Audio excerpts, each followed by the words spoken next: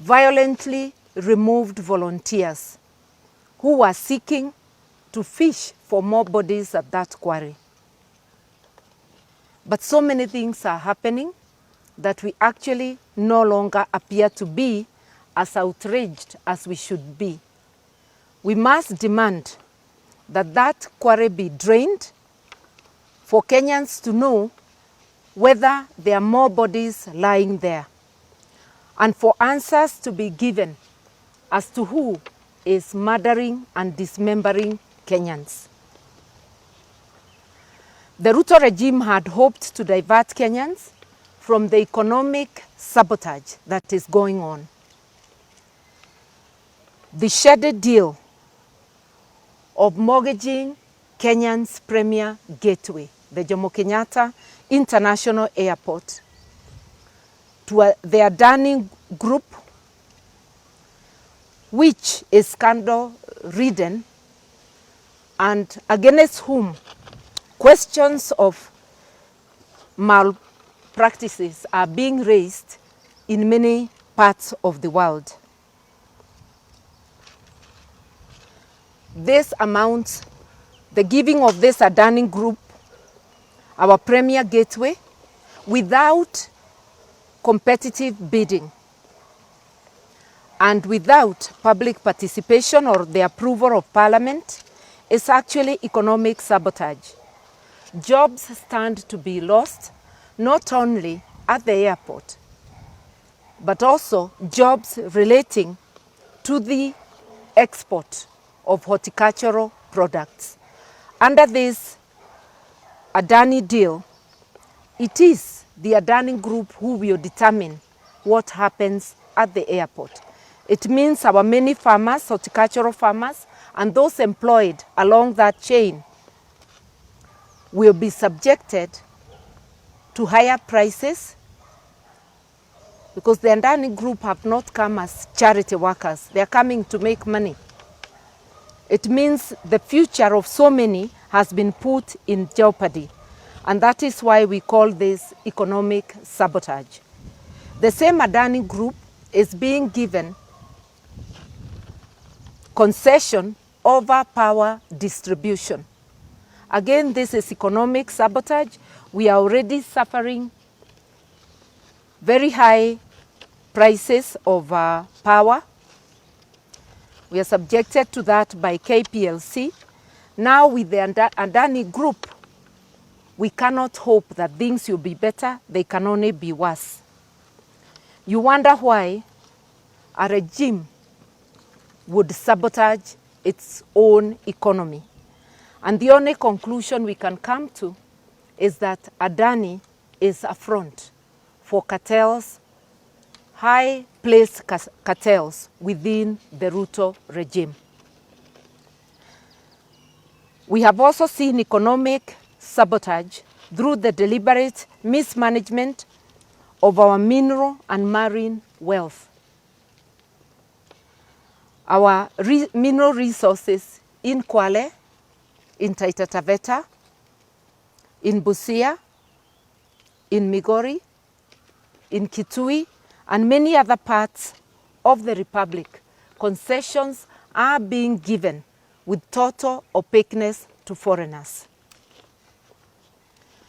and with deliberate harm being occasioned to the host communities where these minerals are. This cannot be happening unless Adani is but a mere front of cartels within the Ruto regime. And I want to remind us that during the campaigns, Ruto and his supporters were telling people that they are coming to dismantle cartels. It appears they were talking of themselves coming in to remove, if at all there were cartels, and to perfect the art of capturing the state and putting it in the hands of cartels. We've also seen the dismantling of a working health system. You will remember that when the Ruto regime came in, NHIF was a going concern and was working for many Kenyans. I can testify that I know of many poor people who were not only assisted to get quality health services by NHIF, but some were assisted to travel to India for treatment. In the 2 years of the existence of the Ruto regime, NHIF had been run to the ground. Hospitals were no longer accepting NHIF cards, and now since Tuesday come in SHIF. We have not forgotten seeing the tears of an old man who had been denied dialysis. But this is just one person. How many others were crying out there, not under the glare of the media, without us knowing? We all know that those who require dialysis, if they don't get it on time, it can lead to untimely death. We do not know how many people and in what manner they have been affected by this clumsy transition from NHIF to SHIF. We also were told that SHIF was coming to expand the health services. We know that is a lie. We have seen indication that SHIF will actually restrict access to health for many. It is raiding the pockets of Kenyans, whereas under NHIF, every Kenyan was required to pay 500 shillings a month. SHIF is requiring employed Kenyans to forego 2.75, literally 3% of their salaries. These are already overtaxed Kenyans, and while their pockets are being raided, the services given by SHIF are wanting. There is information that for dental services, families will only access approximately 2,000. There is information that for maternity, mothers will only get payment of up to 10,000.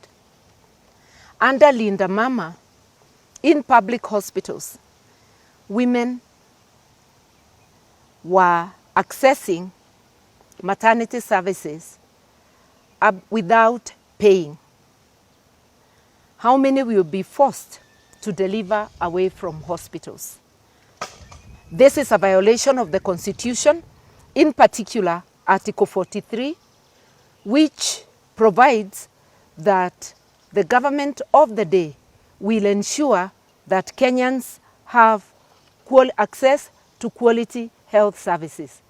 We should be transitioning to universal health care across the board.